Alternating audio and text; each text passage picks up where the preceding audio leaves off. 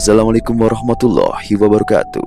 Sakawilang hadir kembali menemani Anda, tentunya bersama saya Bagus. Selamat datang buat kalian yang baru bergabung.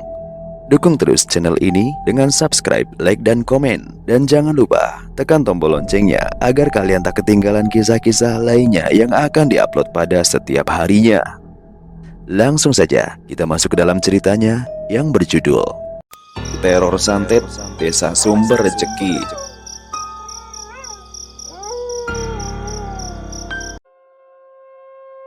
Di sebuah desa kecil bernama Sumber Rejeki, hidup dengan tenang seorang kepala desa yang dihormati oleh warganya, Pak Budi.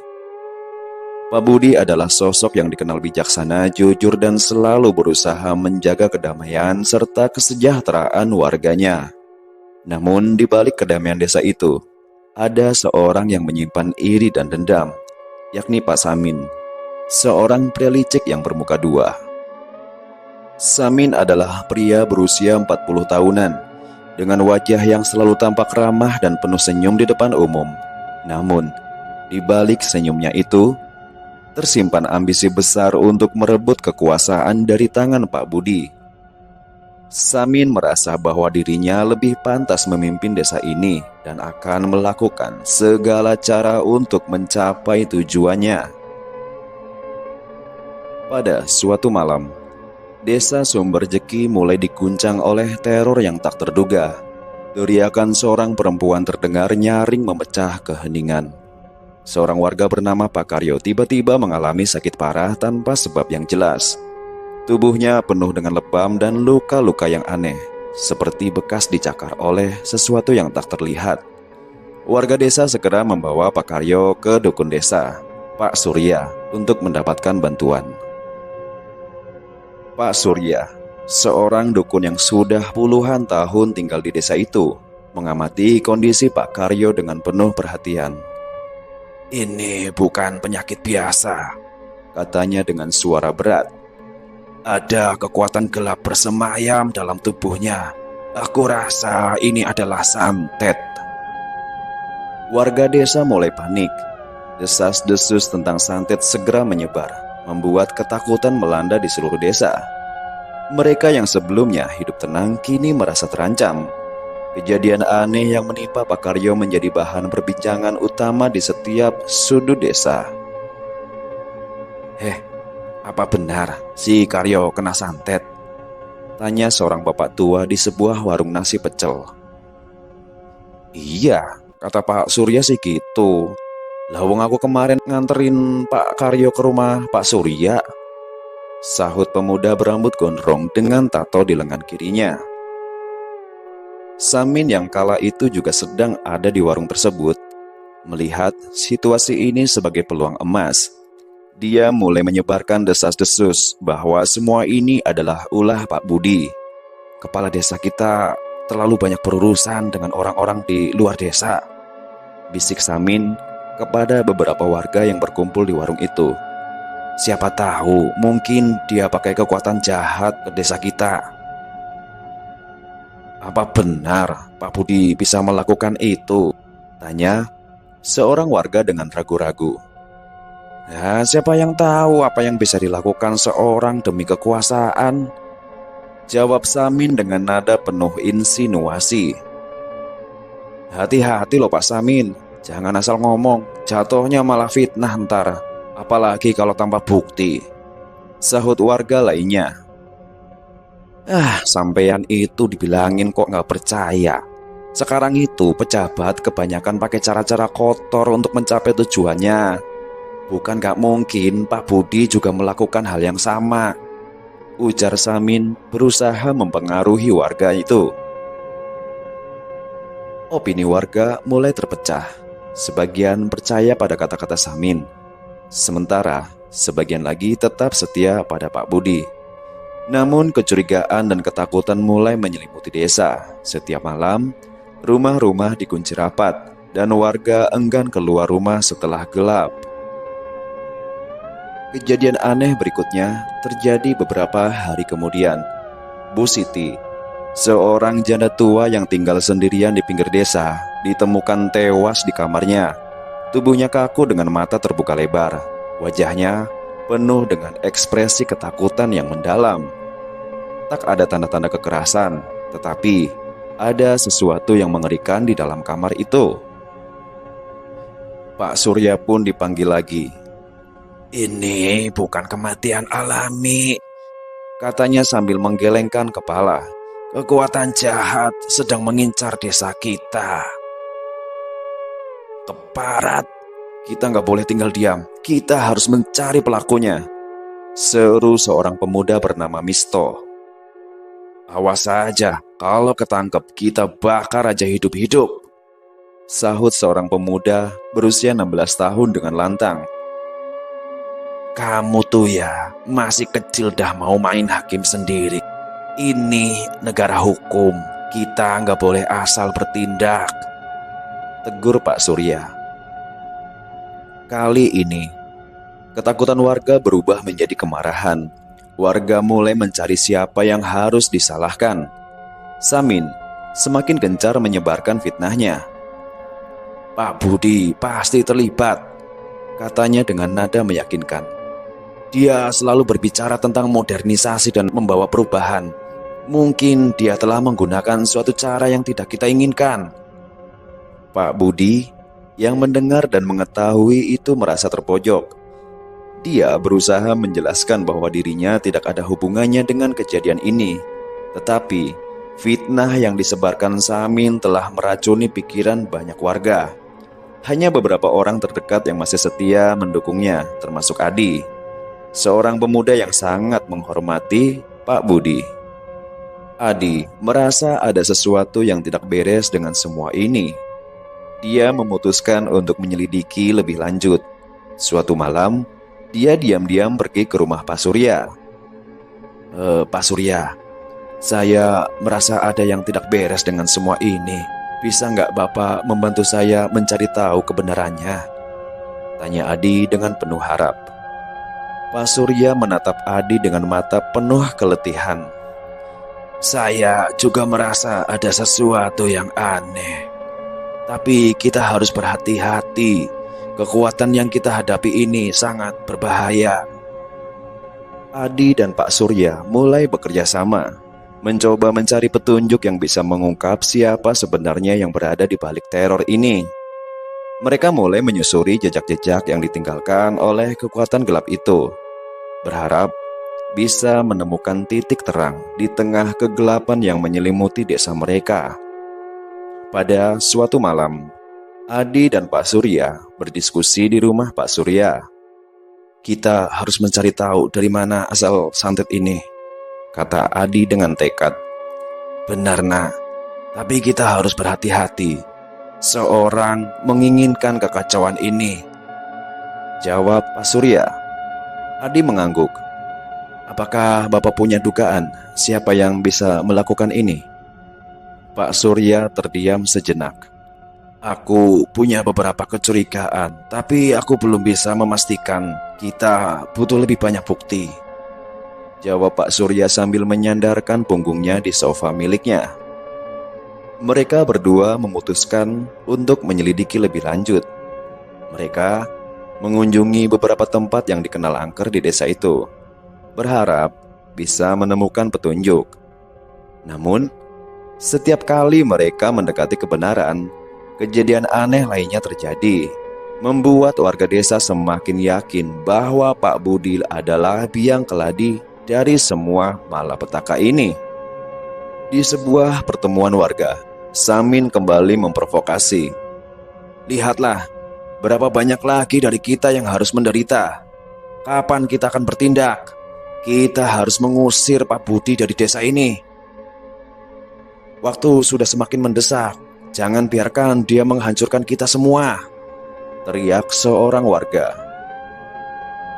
Pak Budi mencoba berbicara, tetapi suaranya tenggelam dalam keributan. Dia merasa terpojok dan tak berdaya, tetapi tetap bertekad untuk membuktikan bahwa dirinya tidak bersalah. Adi dan Pak Surya yang berada di tengah-tengah kerumunan saling pandang dengan kecemasan. Mereka tahu bahwa waktu mereka semakin terbatas. Mereka harus menemukan kebenaran sebelum lebih banyak nyawa melayang dan sebelum Pak Budi benar-benar diusir dari desa.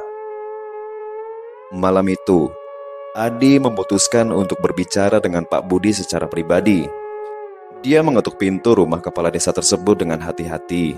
Pak Budi membuka pintu dengan wajah lelah namun tetap ramah.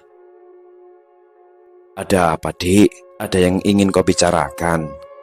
tanya Pak Budi. "Pak, saya ingin membantu. Saya tahu Bapak tidak bersalah. Saya sedang bekerja sama dengan Pak Surya untuk mencari tahu siapa yang sebenarnya berada di balik semua ini," kata Adi dengan suara yang pelan namun penuh keyakinan. Pak Budi menghela napas panjang.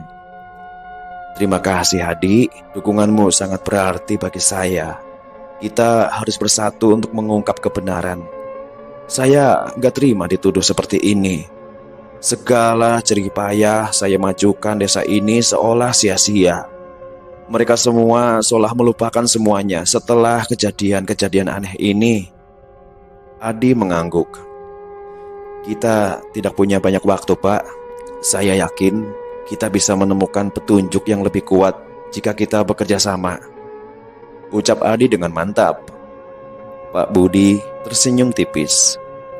"Baiklah, kita akan lakukan ini bersama-sama demi keselamatan desa dan kebenaran, dan juga demi bisa memulihkan nama baik saya dan mengungkap siapa dalang di balik semua ini."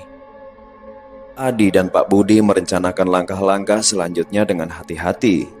Mereka berdua tahu bahwa mereka menghadapi musuh yang tidak hanya kuat secara gaib, tetapi juga cerdik dan licik dalam memanipulasi orang-orang di sekitar mereka.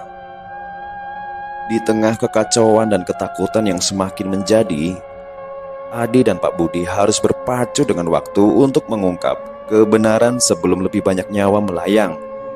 Mereka harus menghadapi kekuatan gaib yang misterius, fitnah yang memecah belah warga, dan seorang dalang yang licik dan kejam yang bersembunyi di balik bayang-bayang.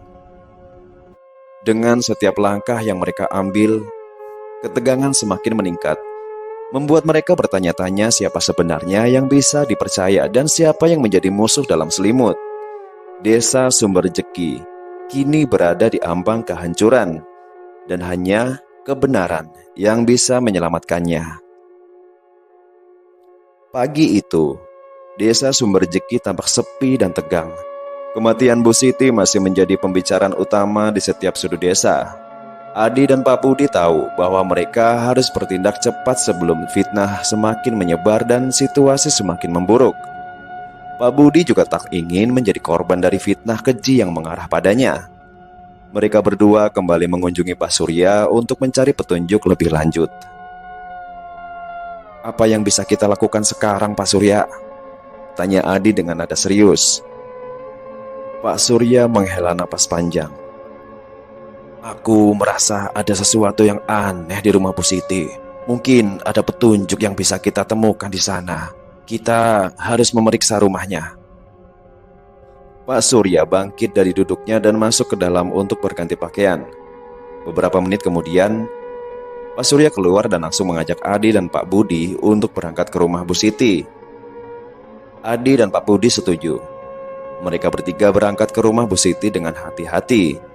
Sesampainya di sana, mereka mendapati rumah itu dalam keadaan sunyi. Suasana yang mencekam membuat bulu kuduk mereka meremang. "Ayo kita masuk," ajak Pak Surya sambil membuka pintu rumah Bu Siti yang masih terbuka. Di dalam rumah, suasana terasa lebih mencekam. Mereka berjalan perlahan-lahan mengamati setiap sudut ruangan. Adi menemukan sebuah bungkusan plastik kecil di meja dekat tempat tidur Bu Siti. "Pak, lihat ini," kata Adi sambil membuka kotak itu. Di dalamnya terdapat beberapa benda aneh seperti jarum, kain putih, dan rambut yang terlihat seperti milik Bu Siti. "Astagfirullah, siapa yang bisa melakukan hal sekejam ini?" Pak Budi mengusap wajahnya berkali-kali dengan kedua tangannya. Pikirannya teramat kalut. Mereka terus mencari petunjuk lainnya di rumah itu. Adi menemukan sebuah buku harian milik Bu Siti di laci meja. Dia membuka halaman terakhir yang tertulis dengan tangan gemetar. Aku merasa ada yang mengikutiku.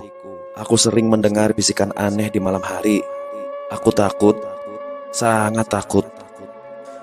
Adi merasakan ketegangan yang semakin meningkat. Bu Siti merasa ada yang mengikutinya sebelum dia meninggal. Mungkin kita bisa menemukan siapa yang bertanggung jawab dari buku harian ini. Mereka membawa buku harian itu kembali ke rumah Pak Surya untuk diperiksa lebih lanjut. Sementara itu, di sisi lain desa, Samin terus menyebarkan fitnahnya dengan lebih agresif. Kita tidak bisa membiarkan Pak Budi terus berkuasa, kata Samin kepada sekelompok warga yang berkumpul di warung kopi. Dia adalah sumber dari semua teror ini. Kita harus bertindak sebelum lebih banyak dari kita yang menjadi korban.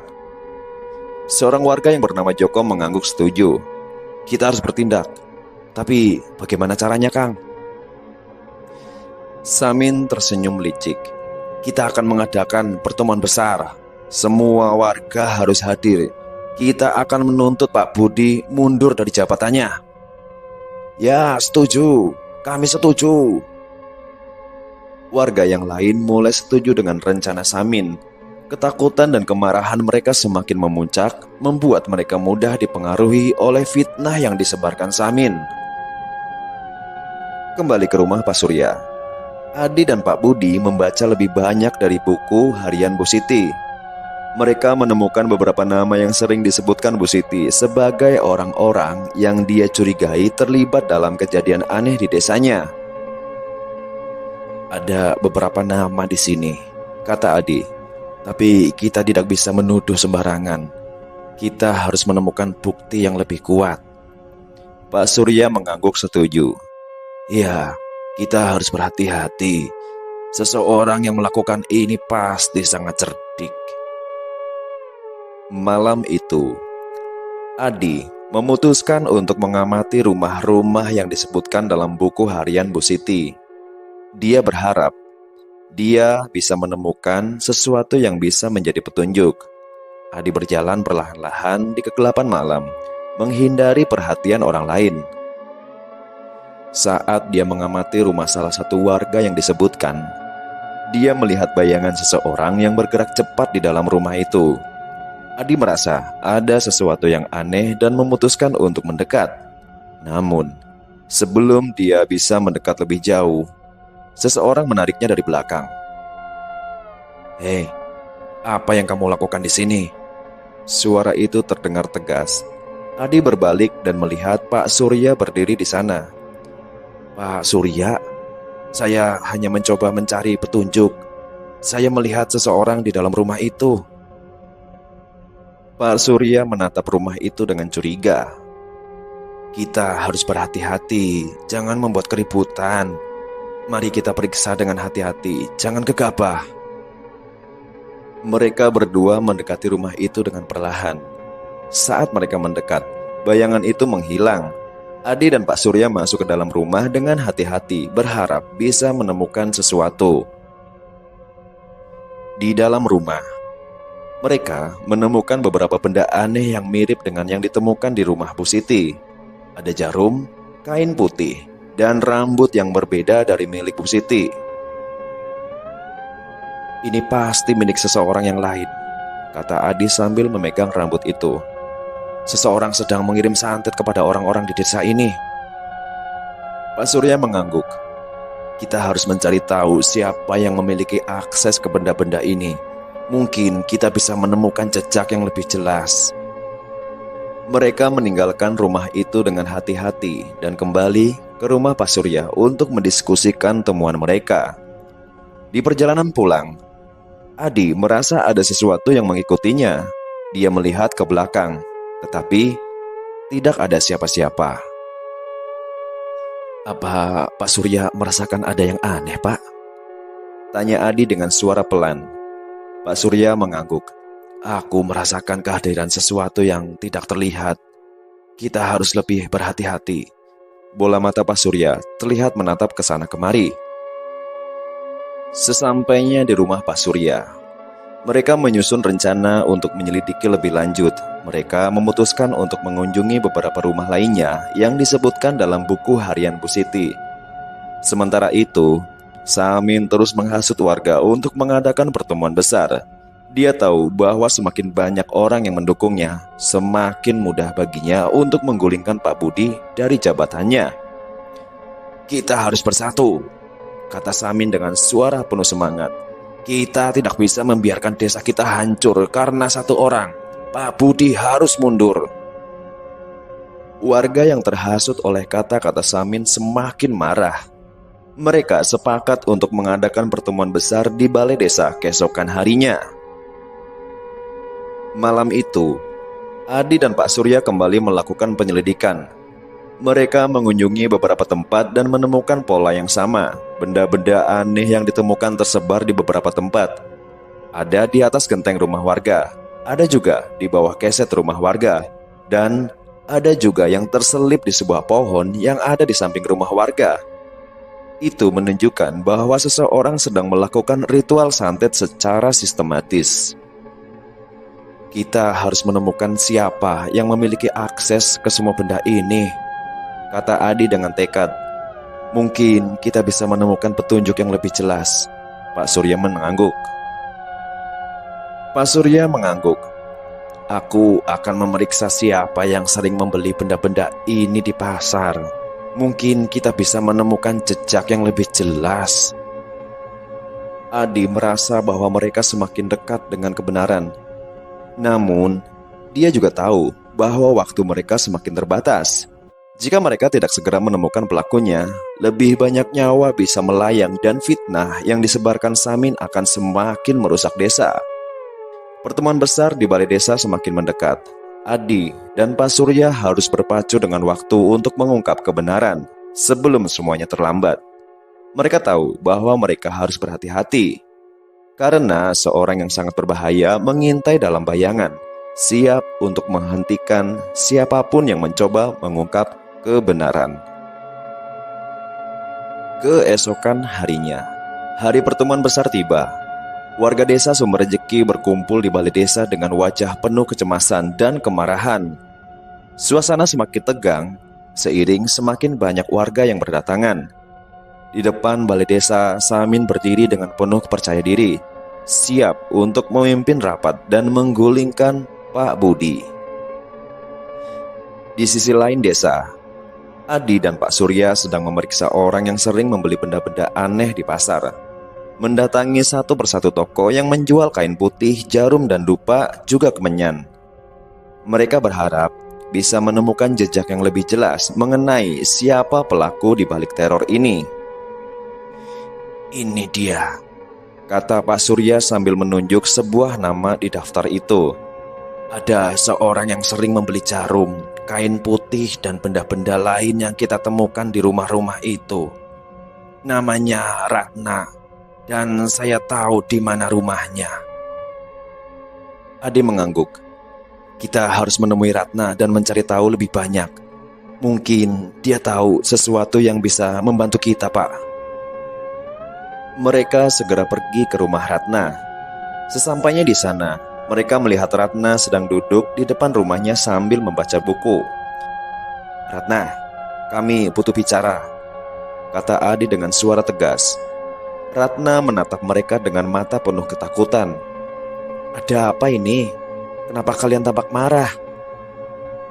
"Kami tahu kamu sering membeli benda-benda yang terkait dengan ritual santet," kata Pak Surya. "Kami butuh penjelasan." Ratna tampak semakin gugup. Aku hanya disuruh oleh seseorang. Aku tidak tahu apa-apa tentang santet." "Siapa yang menyuruhmu?" tanya Adi dengan nada serius. Ratna terdiam sejenak sebelum akhirnya berkata, Itu Samin. Dia yang memberiku uang untuk membeli benda-benda itu. Aku tidak tahu apa yang direncanakan." "Hah? Samin?" seru Adi dan Pak Surya hampir bersamaan. Adi dan Pak Surya saling pandang dengan perasaan campur aduk. Mereka akhirnya menemukan petunjuk yang mengarah kepada Samin. Tetapi mereka tahu bahwa ini hanya awal dari kebenaran yang lebih besar. "Ratna, kamu harus datang bersama kami ke balai desa. Kita harus mengungkapkan ini kepada semua warga," kata Adi. "Tapi Pak..." Ratna tak melanjutkan ucapannya seolah ragu. Tapi apa? Ayo cepat ikut kami. Tak ada banyak waktu, kita harus cepat. Ini menyangkut nama baik dan keselamatan orang lain," tegas Adi sambil menarik tangan Ratna kasar. Ratna mengangguk dengan enggan. Mereka bertiga segera menuju balai desa, berharap bisa menghentikan Samin sebelum dia berhasil menggulingkan Pak Budi. Di balai desa, Samin sedang berbicara dengan penuh semangat di depan warga. "Kita tidak bisa terus hidup dalam ketakutan. Pak Budi harus mundur sekarang juga." Warga mulai bersorak setuju. Suasana semakin panas. Di tengah kerumunan, Pak Budi berdiri dengan wajah tegang, mencoba untuk membela diri. "Saya tidak bersalah. Saya tidak ada hubungannya dengan kejadian ini. Mohon, dengarkan penjelasan saya," kata Pak Budi dengan suara yang bergetar. Sebelum Samin bisa membalas, Adi, Pak Surya dan Ratna tiba di balai desa. Adi segera melangkah maju dan berbicara dengan suara lantang. "Semua ini adalah ulah Samin," kata Adi. "Dia yang menyuruh Ratna untuk membeli benda-benda yang terkait dengan ritual santet. Dia yang menyebarkan fitnah dan membuat kita semua ketakutan." Seketika, kerumunan terdiam. Warga mulai berbisik-bisik, bingung dengan apa yang baru saja mereka dengar. Samin tampak terkejut, tapi dengan cepat mencoba mengendalikan situasi. "Itu tidak benar. Adi hanya mencoba menyelamatkan Pak Budi. Jangan dengarkan dia," teriak Samin. Pak Surya melangkah maju. "Ratna, ceritakan kepada mereka apa yang sebenarnya terjadi." Dengan suara gemetar, Ratna menceritakan semuanya. Bagaimana Samin memintanya membeli benda-benda aneh, bagaimana dia tidak tahu untuk apa benda-benda itu digunakan, dan bagaimana dia sekarang merasa sangat bersalah. Warga mulai ragu-ragu.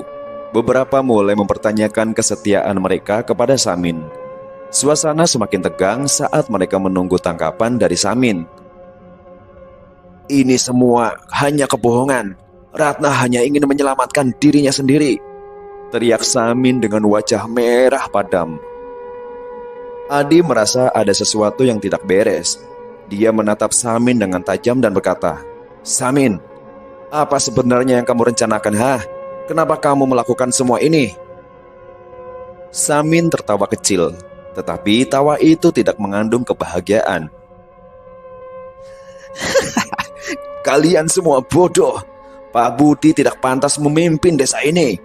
Aku yang lebih pantas. Dan jika kalian tidak mendukungku, maka bersiaplah untuk lebih banyak teror." "Biadab, ternyata kamu yang ada di balik semua ini, Dan kamu memfitnah orang atas sesuatu yang tidak dia perbuat." Warga mulai berteriak marah. Mereka merasa dikhianati oleh Samin yang selama ini mereka anggap sebagai pemimpin yang bisa diandalkan. Di tengah kekacauan itu, Pak Budi melangkah maju dan berkata, "Tenanglah semua, kita harus mencari solusi damai untuk semua ini. Kekerasan tidak akan menyelesaikan masalah." Namun, sebelum Pak Budi bisa melanjutkan, tiba-tiba ada teriakan dari belakang kerumunan. Seorang warga bernama Leman berlari ke depan dengan wajah ketakutan. "Tolong, Pak, ada yang aneh di rumahku. Tolong, aku butuh bantuan," teriak Leman. Adi dan Pak Surya segera mengikuti Leman ke rumahnya. Di sana, mereka menemukan sesuatu yang mengerikan. Istri Leman, Butini, terbaring di lantai dengan tubuh penuh luka aneh, mirip dengan yang dialami oleh Pak Karyo dan Bu Siti. Pak Surya memeriksa Butini dengan hati-hati. "Ini adalah serangan santet yang lebih kuat. Seseorang semakin berani dan semakin ganas." Adi merasa cemas.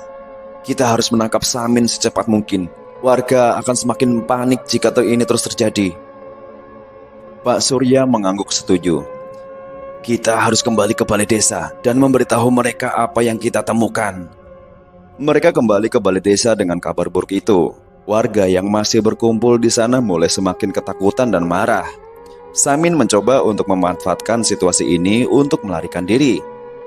Lihatlah, ini semua karena Pak Samin. Dia yang harus bertanggung jawab, teriak warga. Loh, kemana dia? Bukankah dia tadi ada di sini?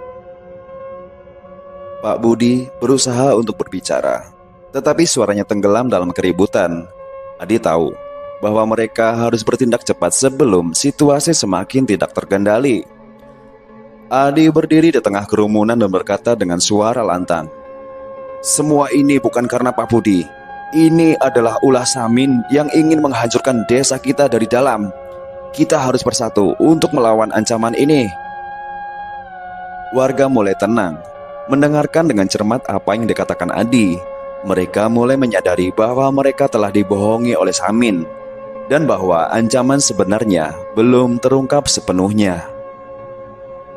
Pak Surya melangkah maju dan berkata, kita harus menyelidiki lebih lanjut. Ada sesuatu yang lebih besar di balik semua ini. Kita harus menemukan siapa dukun yang sebenarnya berada di balik teror ini sebelum lebih banyak nyawa melayang.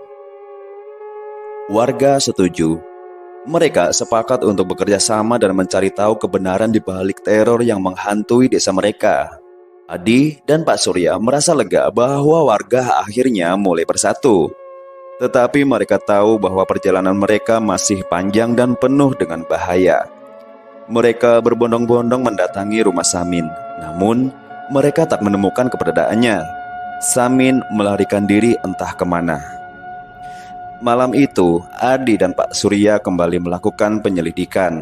Mereka merasa ada sesuatu yang aneh di sekitar rumah Samin dan memutuskan untuk memeriksanya. Namun, mereka tak menemukan apapun. Mereka pun berjalan pulang.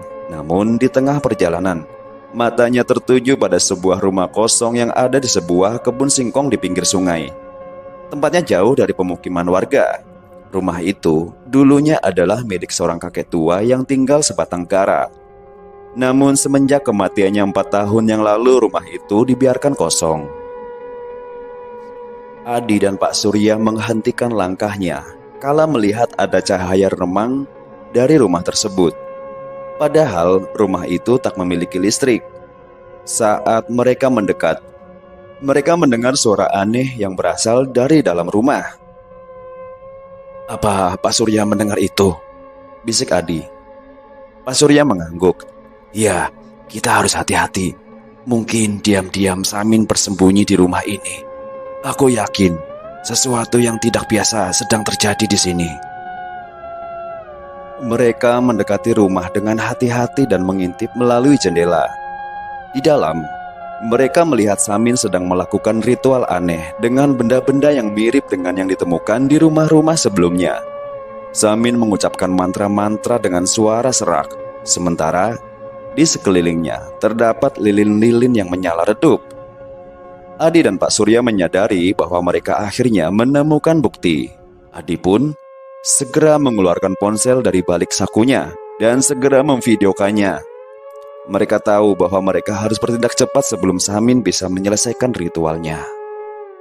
Kita harus menghentikannya sekarang, kata Adi dengan tegas. Pak Surya mengangguk setuju. Ayo, kita masuk. Mereka berdua segera menerobos masuk ke dalam rumah Samin. Samin terkejut dan berusaha melawan, tetapi Adi dan Pak Surya berhasil menghentikannya.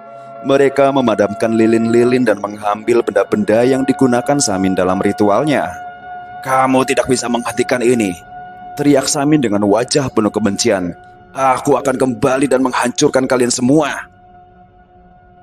Adi dan Pak Surya membawa Samin ke balai desa. Ada beberapa warga masih berkumpul di warung yang terletak di samping balai desa. Mereka menceritakan semuanya kepada warga tentang bagaimana Samin adalah pelaku di balik teror yang menghantui desa mereka. Warga merasa lega, tetapi juga marah atas pengkhianatan Samin. Kabar tentang penangkapan Samin menyebar dengan cepat di desa Sumberjeki. Warga yang semula terpecah belah dan dipenuhi rasa takut, kini mulai merasa lega setelah mengetahui bahwa pelaku di balik teror yang menghantui desa mereka telah tertangkap. Namun, Adi dan Pak Surya tahu bahwa kebenaran belum sepenuhnya terungkap. Mereka masih merasakan ada sesuatu yang belum terjawab, yaitu sosok dukun di belakang Samin.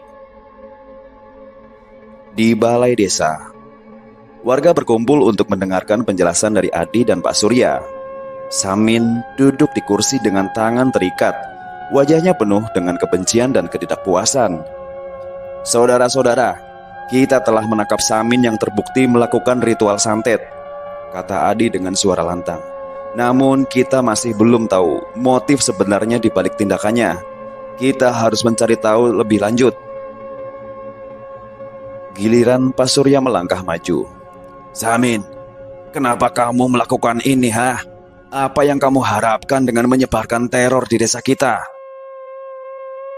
Samin tertawa kecil, tawa yang penuh kebencian. "Kalian semua tidak akan mengerti. Ini bukan hanya tentang kekuasaan. Ada sesuatu yang lebih besar dari itu." Adi dan Pak Surya saling pandang. Mereka tahu bahwa mereka harus menggali lebih dalam untuk menemukan kebenaran. "Samin, jika kamu tidak memberitahu kami, warga bisa menghakimi kamu. Ceritakan apa yang sebenarnya terjadi." Samin terdiam sejenak. Matanya berkedip-kedip dalam cahaya lampu. "Baiklah, aku akan memberitahu kalian, tapi kalian harus siap mendengar kebenarannya." Suasana di balai desa kembali menjadi tegang. Semua mata tertuju pada Samin, menunggu dengan penuh antisipasi. "Ini semua dimulai beberapa tahun yang lalu," kata Samin dengan suara rendah. "Ada seseorang dukun yang sangat kuat di desa ini. Namanya Pak Tarno. Dia memiliki kekuatan yang tidak dimiliki oleh orang biasa. Dia bisa mengandalkan orang dengan santet." Pak Surya mengangguk. "Kami tahu tentang Pak Tarno, tapi dia sudah meninggal." Samin tersenyum sinis. "Kalian pikir dia benar-benar meninggal, ha? Tidak, dia masih hidup. Dia hanya bersembunyi, menunggu saat yang tepat untuk kembali." Warga terkejut mendengar itu. Mereka mulai berbisik-bisik, merasa cemas dan takut. "Pak Tarno memerintahkanku untuk melakukan semua ini," lanjut Samin. "Dia ingin menguasai desa ini kembali, dan dia menggunakan aku sebagai alatnya." Adi merasa ada sesuatu yang tidak beres. "Bagaimana kamu bisa bekerja sama dengan Pak Tarno, ah? Apa yang dia janjikan padamu?" Samin tertawa kecil. "Kekuatan, kekuasaan, segalanya. Aku hanya perlu mengikuti perintahnya dan desa ini akan menjadi milikku." Pak Surya menggelengkan kepala. "Samin, kamu sudah dipermainkan Pak Tarno. Pak Tarno hanya menggunakanmu untuk keuntungannya sendiri. Dia tidak peduli denganmu atau desa ini." Samin tampak ragu sejenak, tetapi kemudian wajahnya kembali dipenuhi dengan kebencian. "Tidak, kalian salah. Pak Tarno akan kembali dan membalas dendam pada kalian semua." Adi dan Pak Surya merasa bahwa mereka harus bertindak cepat. Mereka tahu bahwa jika Pak Tarno benar-benar masih hidup, desa mereka berada dalam bahaya besar. "Kita harus menemukan Pak Tarno sebelum dia bisa melakukan lebih banyak kerusakan," kata Adi dengan tegas. Warga setuju dan mereka memutuskan untuk mencari Pak Tarno. Mereka mulai dengan mengunjungi rumah lama Pak Tarno yang sudah lama ditinggalkan. Sesampainya di sana, mereka menemukan sesuatu yang mengejutkan. Di dalam rumah, mereka menemukan berbagai macam benda aneh dan simbol-simbol yang digunakan dalam ritual santet. Ada juga buku-buku kuno yang berisi mantra-mantra gelap dan ilmu hitam. "Ini pasti tempat Pak Tarno melakukan ritualnya," kata Pak Surya dengan nada serius. "Kita harus mencari lebih lanjut." Mereka mulai memeriksa setiap sudut rumah itu. Di sebuah ruangan tersembunyi, mereka menemukan sebuah kain merah terhampar dengan patung-patung aneh di sekelilingnya. Di tengah altar, ada sebuah buku besar yang tampak sangat kuno. Adi membuka buku itu dan membaca beberapa halaman. Ini adalah buku ritual Pak Tarno. Di sini tertulis tentang berbagai macam cara untuk mengendalikan orang dan mengirim santet. Pak Surya mengamati buku itu dengan cermat. Kita harus menghancurkan buku ini dan semua benda ini. Kita tidak bisa membiarkan ilmu hitam ini terus ada. Warga setuju dan mereka mulai menghancurkan semua benda di rumah itu. Mereka membakar buku-buku dan simbol-simbol aneh, berharap bisa menghentikan kekuatan gelap yang mengintai desa mereka. Namun, sebelum mereka bisa menyelesaikan semuanya, tiba-tiba ada suara teriakan dan aroma menyengat yang muncul tiba-tiba. Tak lama setelah itu terdengar suara retakan di dinding rumah tua itu. "Keluar! Kita harus keluar dari sini!" teriak Adi. Mereka semua berlari keluar dari rumah itu tepat sebelum rumah itu runtuh. Di luar, mereka melihat sesuatu yang mengerikan. Pak Tarno berdiri di sana, wajahnya penuh dengan kebencian dan kekuatan gelap mengelilinginya. "Kalian pikir bisa menghentikanku?" teriak Pak Tarno dengan suara yang menggema. "Aku akan membalas dendam pada kalian semua." Warga merasa ketakutan, tetapi Adi dan Pak Surya tidak gentar.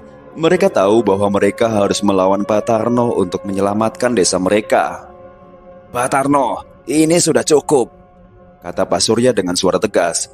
"Kamu tidak bisa terus menghancurkan desa ini. Kami akan melawanmu." Pak Tarno tertawa kecil. "Kalian tidak akan bisa melawanku. Kekuatan kalian tidak sebanding dengan kekuatanku." Adi merasa ada sesuatu yang aneh dengan Pak Tarno. Dia ingat tentang mantra-mantra yang dibaca di buku ritual. Dia tahu bahwa mereka harus menghentikan Pak Tarno dengan cara yang sama seperti dia menggunakan kekuatannya. "Kita harus menggunakan mantra yang kita temukan di buku itu," bisik Adi kepada Pak Surya. "Itu satu-satunya cara untuk menghentikannya." Pak Surya mengangguk. "Baiklah, saya akan mencobanya." Pak Surya mulai mengucapkan mantra yang ia baca dari buku ritual. Pak Tarno terlihat terkejut dan mulai merasakan kekuatannya melemah.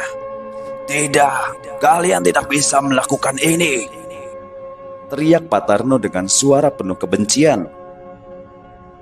Namun, Pak Surya terus melafalkan mantra itu dengan penuh tekad. Warga juga bergabung, mengucapkan doa-doa mereka untuk membantu melawan kekuatan gelap Pak Tarno. Perlahan tapi pasti, kekuatan Pak Tarno semakin melemah. Wajahnya berubah menjadi pucat dan tubuhnya mulai bergetar. Akhirnya dengan teriakan terakhir yang mengerikan, Pak Tarno berusaha melarikan diri dengan sisa tenaganya. Ia berlari ke arah sungai.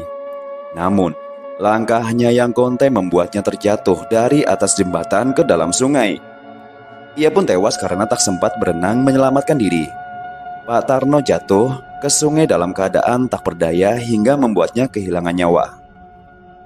Warga merasa lega dan bersyukur. Mereka tahu bahwa ancaman terbesar di desa mereka akhirnya telah hilang. Namun, mereka juga sadar bahwa mereka harus tetap waspada dan bersatu untuk melawan segala bentuk kejahatan yang mungkin datang di masa depan. Adi dan Pak Surya berdiri di tengah kerumunan, merasa bangga dengan apa yang telah mereka capai. Mereka tahu bahwa mereka telah menyelamatkan desa mereka. Tetapi, perjuangan mereka belum berakhir. Mereka harus bekerja keras untuk menjaga perdamaian dan keharmonisan di desa Sumber Jeki. Malam itu warga desa mengadakan pertemuan untuk membahas langkah-langkah selanjutnya. Mereka memutuskan untuk membentuk kelompok keamanan desa untuk memastikan bahwa tidak ada lagi yang bisa menggunakan ilmu hitam untuk menghancurkan kehidupan mereka. Adi dan Pak Surya dipilih sebagai pemimpin kelompok keamanan itu. Mereka berjanji untuk terus melindungi desa mereka dari segala ancaman, baik dari dalam maupun dari luar. Dengan semangat baru dan tekad yang kuat, Desa Sumber Rejeki mulai bangkit dari masa kelam. Mereka belajar bahwa persatuan dan kerjasama adalah kunci untuk melawan segala bentuk kejahatan. Dan mereka berupaya untuk selalu menjaga dan melindungi satu sama lain, tidak peduli apa yang terjadi di masa depan. Sedangkan Samin, kini ia harus mempertanggungjawabkan perbuatannya. Ia mengakui semua perbuatannya di depan polisi. Ia pasrah dengan konsekuensi yang harus ia terima nanti. Selesai.